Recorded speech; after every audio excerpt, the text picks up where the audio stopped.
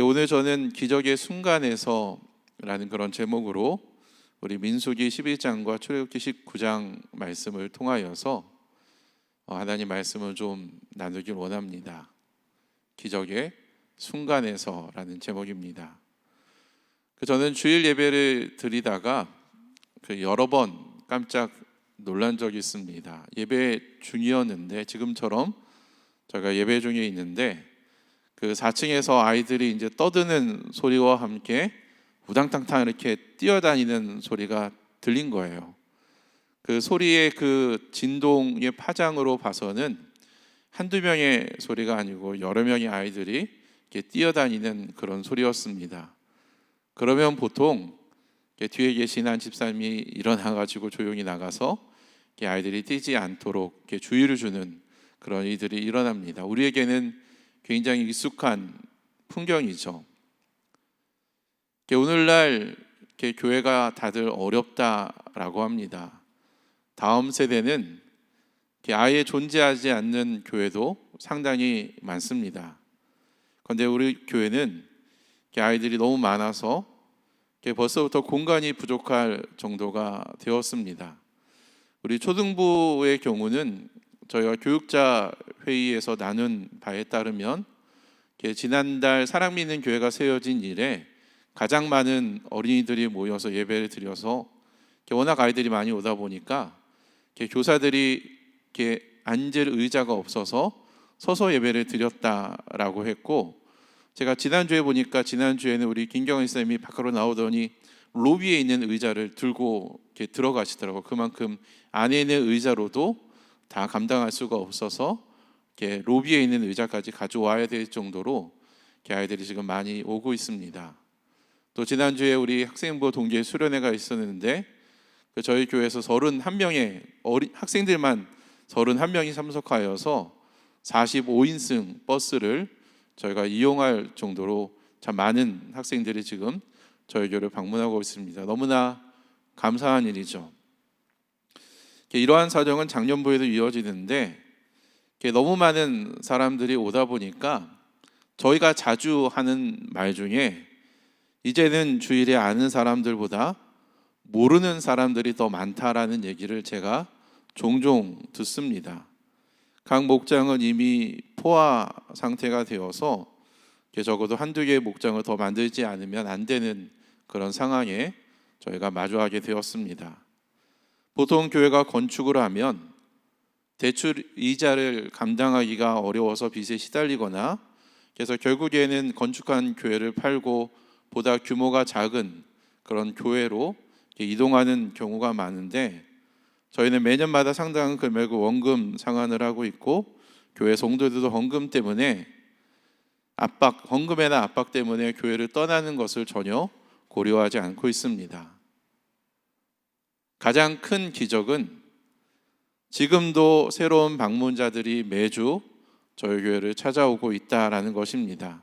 그래서 환영 안내팀들은 매주마다 방금 들어간 사람이 이번 주에 새로운 사람인지 아니면 지난번에 왔던 사람이 또 온 건지를 확인하고 판단을 해야 되고, 우리 문현수 사모님의 장부에는 이름을 알 수가 없어서 인상착의를 기록한 사람의 수만 해도 여러 명이 있습니다.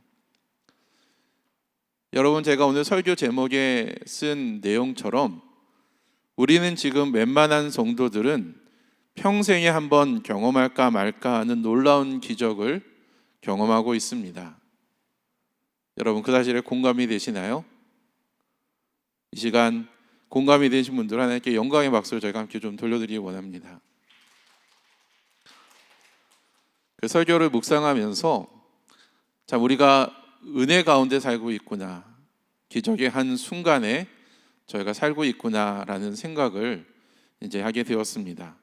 그런데 역사를 거슬러 올라가면 우리처럼 놀라운 기적을 경험한 사람들이 있습니다. 아마 여러분 눈치채셨겠지만 그들은 이집트에서 노예 생활을 하던 이스라엘 백성들입니다. 인류 역사상 그들보다 더 많은 기적을 경험한 세대는 없었습니다. 그들은 모세의 인도로 이집트에 탈출하는 과정에서 하나님이 바로와 이집트에 내린 10가지의 재앙을 직접 목격한 그런 세대였습니다. 이집트 입장에서는 기억도 하기 싫은 그런 재앙의 순간이었지만, 그러나 이스라엘 입장에서는 자유를 얻기 위한 과정이었고 놀라운 기적의 연속이었습니다.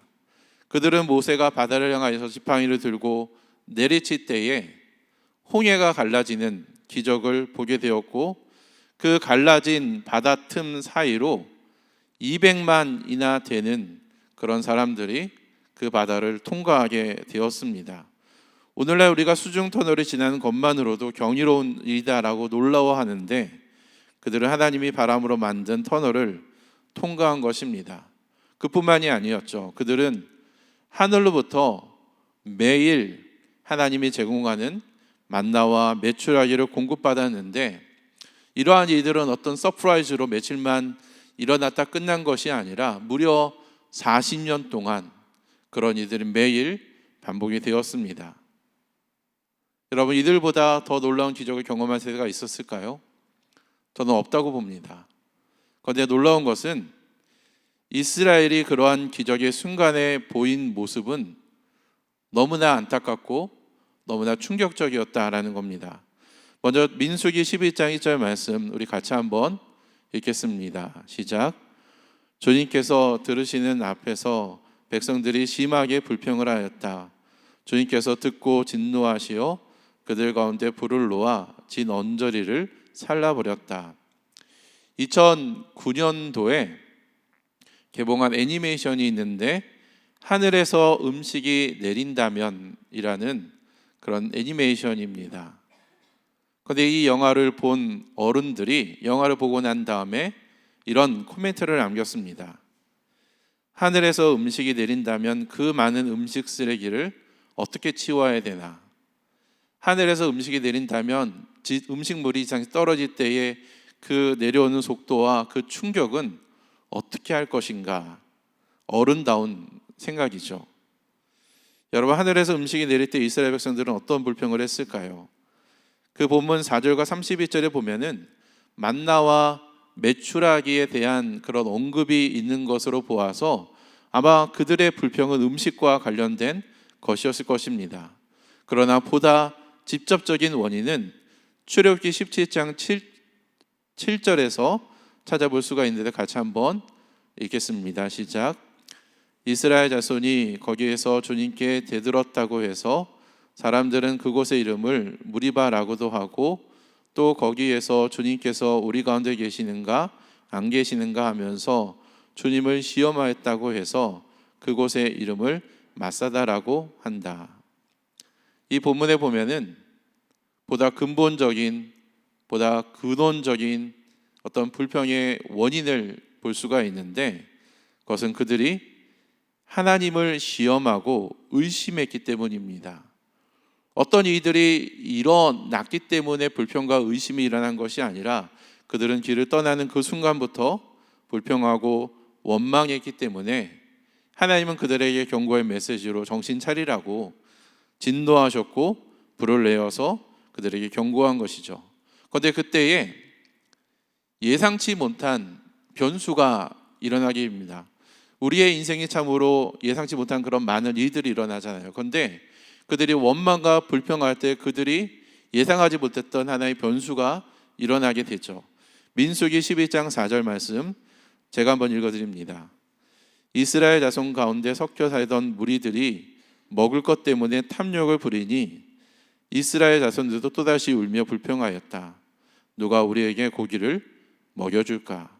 문제의 발달은 이스라엘 가운데 섞여 사는 외부인들, 어떤 사람이 그걸 잡족이다라고 부르는데, 여러 인종들이 먹을 것 때문에 불평을 하게 되었고, 그러한 불평이 이스라엘 자손들에게 전염이 되어서 그 전까지는 마음의 상태가 괜찮았는데 여러 민족들이 불평하는 소리 들으니까 그 불평으로 인해서 또다시 그들이 울면서 그들이 이스라엘 자손들도 그들처럼 탐욕을 부리게 되었다라는 것입니다. 여러분, 우리가 암을 두려워하고 무서워하는 것은 물론 암이 그 자체가 굉장히 위협적이지만 암이 또 다른 곳으로 전이한다라는 특징 때문에 저희가 암을 두려워합니다. 그런데 죄도 마찬가지예요. 죄도 하나의 죄로만 끝나는 것이 아니라 하나의 죄가 발생하면 그것으로 말미암아 또 다른 죄가 연쇄적으로 반응하는 그런 일들이 일어나게 됩니다.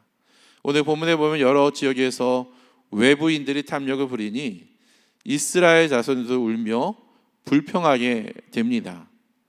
만나와 매출하기로 인해서 배고픔의 문제는 해결해서 사실은 큰 삶의 문제는 없는데, 이제 다른 사람들이 자꾸 불평하고 원망하니까 그 소리를 듣고 그들 마음속에 불평과 원망과 탐욕의 마음이 지금의 것으로는 만족하지 못하고 더 좋은 것, 더 맛있는 것, 더 다양한 것을 원하게 되는 그러한 마음이 그들 가운데 생겨나게 되었다라는 것입니다. 결국에 그들은 지도자를 원망하게 됩니다. 민수기 12장 1절과 2절 말씀 또 제가 한번 읽어드립니다. 모세가 굿수 여인을 데리고 왔는데 미리암과 아론은 모세가 그 굿수 여인을 아내로 맞았다고 해서 모세를 비방하였다. 주님께서 모세와만 말씀하였느냐? 우리와도 말씀하지 않았느냐? 그들이 이렇게 말하는 것을 주님께서 들으셨다. 여러분, 모세가 어떤 사람입니까? 성경에 보면은 모세보다 이 지구상에 온유한 사람, 겸손한 사람이 없다라고 성경은 기록합니다. 무엇보다 이스라엘 백성들은 모세를 통하여서 이집트로부터 탈출할 수가 있었죠. 그리고 그 외에도 광야길을 가면서 여러 번 이스라엘 민족들이 죽을 위기가 있었지만 모세의 중보기도와 모세의 헌신적인 그러한 모습 때문에 여러 번 그런 위기에서 벗어날 수가 있었습니다. 모세는 그들에게 생명의 의인이고 영웅이었죠. 그 외에도 모세에게는 칭찬할 것들이 참 많습니다. 그런데 미리암과 아론은 모세가 이방 여인을 아내로 맞은 것을 근거로 모세를 비방을 합니다. 그런데 여러분, 성경을 자세히 보면 하나님이 그 일에 대해서 모세를 책망하지 않고 있는데 미리암과 아론이 먼저 그 일로 인하여서 모세를 책망하고 있다라는 것입니다. 그리고 그들은 하나님이 모세와만 말씀하느냐, 우리와도 말씀하시지 않느냐라는 근거를 통해서 모세를 비방하였던 것이죠. 모세를 낮추며 자신들은 높이는 것입니다. 그 결과가 어떠합니까? 하나님은 이들의 불평, 원망, 그리고 모세를 비방하는 소리를 들으시고 결국 미리암은 문둥병에 걸리게 됩니다. 여러분, 광야 생활을 했던 이스라엘 백성들처럼 우리도 기적의 순간에, 우리가 지금 기적의 순간에 살고 있다라고 제가 이야기했고 여러분도 아멘으로 화답하지 않았습니까? 그런데 이러한 기적의 순간에 우리도 불평하고 우리도 원망할 수가 있어요. 여러분, 지금까지 여러분이 살면서 어떠한 모양의 어떠한 그러한 불평과 원망을 했는지 한번 스스로 돌이켜 보시길 바랍니다. 사람들은 환경의 열악함 때문에 불평과 원망이 생긴다고 생각하기가 쉬운데, 여러분, 이 불평과 원망이라는 것은 어떤 순간에도 생길 수 있습니다. 어떤 일로 인하여서 다른 누군가가 그 일로 인하여서 감사하고 찬양하는데 어떤 사람은 바로 그 일로 인하여서 불평과 원망을 할 수 있다라는 것이죠. 그러므로 불평과 원망은 환경의 문제라기보다는 마음의 문제이고 선택의 문제입니다. 우리는 매 순간마다 내가 어떤 일, 어떤 사건, 누군가를 만나는 그런 모든 우리의 일상생활 속에서 내가 감사를 선택할지 아니면 내가 불평과 원망을 선택할지를 우리는 결정해야 됩니다. 그리고 불평과 원망은 전달되고 확대되고 결과를 예측하기가 어렵다라는 특징이 있기 때문에 우리는 그러한 마음이 생기더라도 쉽게 그것을 꺼내어서 다른 사람에게 이야기하지 않도록 조심해야 된다라는 것입니다. 왜냐하면 방금 제가 이야기한 것처럼 내 의도는 다른 의도를 얘기했지만 내 의도와 다르게 이런 것들이 왜곡되고 전달되어지고 확대되어서 우리가 감당하기 어려운 그런 결과를 우리가 맞이할 수도 있다라는 것입니다. 그리고 단임 목회자나 교육자들 또는 목자나 교사를 비방하지 않도록 조심해야 될 것입니다. 여러분, 이런 질문해 봅시다. 이스라엘 백성들이 기적의 순간에 정말로 그들이 놀라운 기적을 경험하지 않았습니까? 하나님이 살아계신다는 것을 눈으로 직접 본 세대들이에요. 그런데 왜 그들은 그 기적의 순간에 감사와 찬양 그리고 자족과 나눔의 원리를 실천하기보다 왜 불평과 원망을 선택했을까요? 첫 번째 이유는 과거에 대한 기억의 왜곡입니다. 우리가 과거를 생각할 때 있는 그대로 과거를 기억하기보다 그것을 왜곡해서 잘못 그것을 떠오르게 된다라는 것입니다. 민수기 11장 5절 말씀 우리 같이 한번 읽어볼까요? 함께 읽습니다. 시작. 이집트에서 생선을 공짜로 먹던 것이 기억에 생생한데 그 밖에도 오이와 수박과 부추와 파와 마늘이 눈에 선한데 이제 우리 눈에 보이는 것이라고는 이 만나밖에 없으니 입맛마저 떨어졌다. 이거 이스라엘 백성들이 불평하고 원망하는 말이거든요. 그런데 여러분 스크린 다시 한번 좀 보여주시고 이 본문을 자세히 보기 바랍니다. 과연 그들은 이집트에 그들이 포로로 잡혀 있었을 때의 생선을 공짜로 먹었을까요? 그 밖에도 오이와 수박과 부추와 파와 마늘을 그들이 원하면 원하는 만큼 마음대로 먹었을까요? 저는 그렇지 않을 것이다 라고 생각을 합니다. 물론 한두 번 그럴 수는 있었겠죠. 그런데 매번 이런 것들이 일상처럼 어떤 그들의 삶에 주어진 것은 아니었을 거다라는 것입니다. 그것은 과거에 대한 기억의 왜곡일 것입니다. 대부분의 남자는 복무를 할 때에 지난주 월요일에 이제 상민이가 군대 입대하였는데 대부분의 남자는 군 복무를 하면은 하루빨리 제대하기를 원합니다. 이제 지섭이가 이제 얼마 남지 않았는데 아마 하루하루 이제 세고 있을 거예요. 그런데 제대한 후에는 신기하게도 군 복무를 시절을 그리워하는데 보통 30대 40대쯤 되면 우리 땐 이랬어 라고 하면서 군대 시절을 그리워하는데 그것은 그때를 왜곡해서 기억하기 때문입니다. 사람들은 자신을 보호하거나 위장하거나 또는 과장하기 위해서 나쁜 것은 잊어버리고 좋은 것만 기억하려고 하는 경향이 있습니다. 어떤 분들은 소수의 사람들이 모였던, 그래서 모르는 사람이 거의 없었던 산가 교회였을 때를 그리워할 겁니다. 그런데 여러분, 그때도 우리가 생각하는 것처럼 그때는 모든 사람들이 다 알고 있어서 모든 사람이 친했어 라고 얘기하지만 여러분, 과거를 정직하게 우리가 솔직하게 한번 돌아보면 그때도 친한 사람들, 지금처럼 친한 사람들하고 친했고 새로운 사람이 오면 그 사람이 누군지 우리가 잘 알지 못했습니다. 그리고 서로 긴밀하게 연결되어 있었기 때문에 장점도 많았지만 그만큼 불편한 것, 그만큼 해야 할 것, 그만큼 신경 쓸 것도 많았다는 것을 우리는 인정해야 될 것입니다.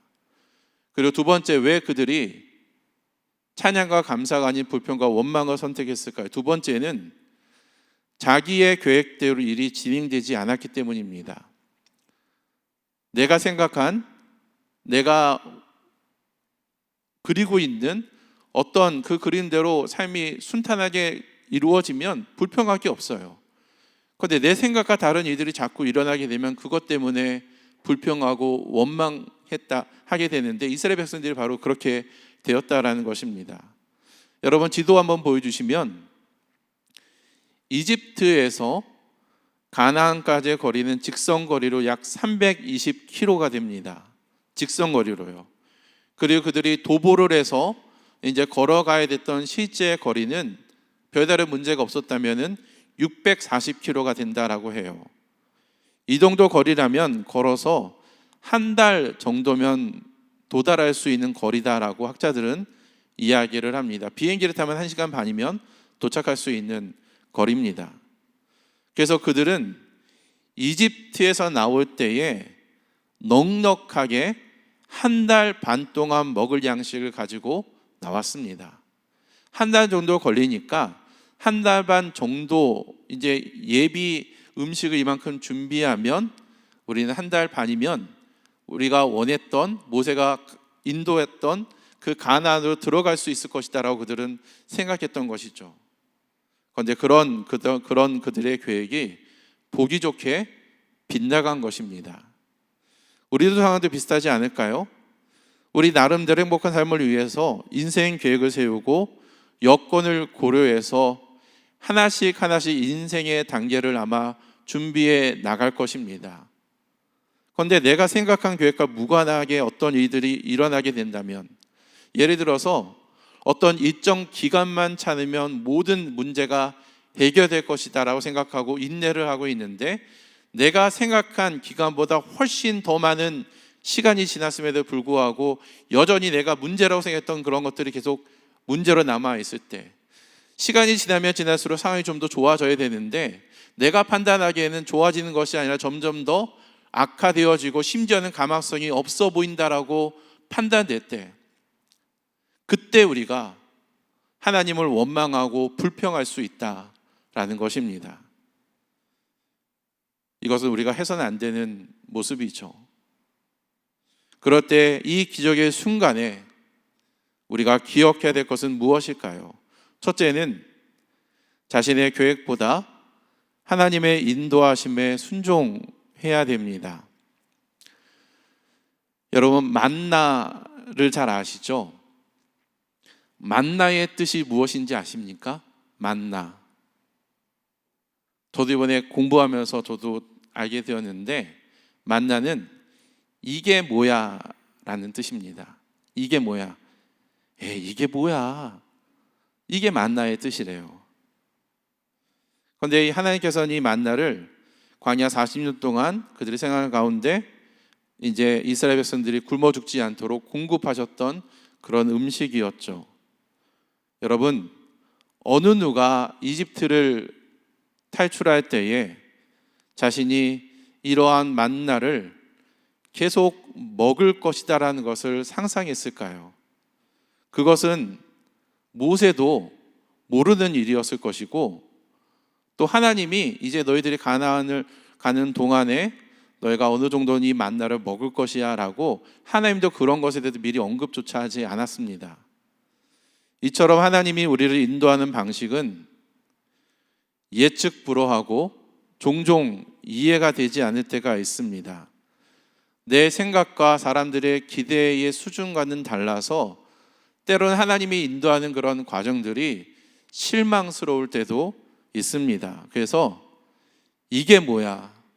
이게 뭐야? 이게 뭐야? 라고 우리가 반응할 수도 있다라는 거죠. 그런데 더 놀라운 것은 하나님 우리가 그렇게 반응하는 이게 뭐야? 라는 그런 방식으로 하나님의 사람들을 보호하고 그 삶을 인도해 나간다라는 사실입니다. 하나님은 사람들이 부정하다 여기는 까마귀를 통해서 엘리야에게 먹을 것을 공급하였고, 또한 지금도 정체가 모호한 큰 물고기를 통하여서 요나로 하여금 큰 깨달음을 주게 되었습니다. 하나님이 낮에는 구름 기둥과 밤에는 불 기둥으로 이스라엘의 그 광야, 그 사막의 더위와 추위로부터 그들을 보호하였고 그들이 앞으로 나아갈 길을 제시해 주었습니다. 여러분, 내 계획이 없다고 해서, 내 생각대로 일이 되지 않는다라고 해서 불평하거나 원망하지 말고 하나님이 인도하는 대로 묵묵히 우리는 순종할 수 있어야 됩니다. 그리고 과거의 집착에서 벗어나 그때가 좋았지, 그게 아니라 이제는 우리는 미래를 바라볼 수 있어야 됩니다. 이제 상가 시절의 때는 그만 잊어버립시다. 그때가 좋았지가 아니라 과거는 과거로 묻어두고 우리는 비전을 품고 앞으로 나아가야 될 것입니다. 두 번째로 우리는 기적의 순간에서 하나님의 부르신 소명을 붙잡아야 됩니다. 하나님이 이스라엘을 이집트의 속박으로부터 구원하신 구출해낼 뜻이 무엇일까요? 출애굽기 19장 5절과 6절 말씀, 우리 마지막으로 읽을 말씀이거든요. 같이 한 목소리 읽겠습니다. 시작. 이제 너희가 정말로 나의 말을 듣고 내가 세워준 언약을 지키면 너희는 모든 민족 가운데서 나의 보물이 될 것이다. 온 세상이 다 나의 것이다. 그러면 너희는 내가 선택한 백성이 되고 너희의 나라는 나를 섬기는 제사장 나라가 되고 너희는 거룩한 민족이 될 것이다. 너는 이 말을 이스라엘 자손에게 일러주어라. 하나님이 이스라엘을 선택하고 이스라엘을 이집트로부터 구출해내신, 구원하신 목적은 그들이 하나님을 섬기는 제사장 나라가 되고 거룩한 민족이 되는 것이었습니다. 하나님은 이스라엘 모든 민족 가운데서 하나님의 영광을 드러내는 아름다운 보석이 되기를 원하셨다라는 것이에요. 여러분, 이제 이것을, 이 성경의 원리를 우리에게 한번 적용해 봅시다. 하나님이 나를 그리고 여러분을 구원하신 목적은 무엇입니까? 하나님께서 여러분을 이 믿음의 공동체에 주신 목적은 무엇입니까? 하나님이 여러분에게 어떤 은사를 주신, 어떤 재능과 달란트와 어떤 환경과 여건을 주신 그 목적과 이유는 무엇입니까? 하나님이 이곳에, 이 송정지구의 교회를 건축하게 하신 그 목적은 과연 무엇입니까? 우리는 지금 우리의 눈앞에 펼쳐진 여러 가지 눈앞에 보이는 상황에 우리가 이렇게 연연하기보다는 하나님이 우리를 부르신 목적, 우리를 이곳으로 인도하신 그 이유와 목적을 잘 기억하고 그것을 상기할 필요가 있습니다. 만약 우리가 지금 이 기적의 순간에 나 자신에게만 집중하고 나의 즐거움 또는 나의 영광에만 집착한다면, 내 눈앞에 펼쳐진 여러 가지 여건상 내가 해야 되는 현실적인 문제만 집중한다면 우리는 광야에서 40년 동안 길을 잃고 헤맸던 이스라엘처럼 갈 길을 찾지 못하고 헤매는 그런 인생이 될 수도 있을 것입니다. 그러나 만약 우리를 부르신 목적을 기억하고 순종하고 나아간다면 우리는 계속해서 하나님이 일하시는 것을 목도하게 될 것입니다. 여러분, 우리는 지금 기적의 순간에 서 있습니다. 이 일은 지속되고 있고 앞으로도 지속되어져야 됩니다. 정말로 우리가 기적이 상식이 되는 교회가 되기를 원한다면 우리는 쉽게 할 수 있는 불평과 원망과 누군가를 비방하는 것을 그치고, 때로는 이해가 되지 않고 초라해 보이는 이게 뭐야 라는 그런 방식일지라도 하나님의 인도하심에 순종하며 우리에게 주어진 소명과 사명, 하나님이 나를 부르신, 우리의 공동체를 부르신 그 목적을 우리는 기억하고 그 부르심에 우리는 올바르게 반응할 필요가 있을 것입니다.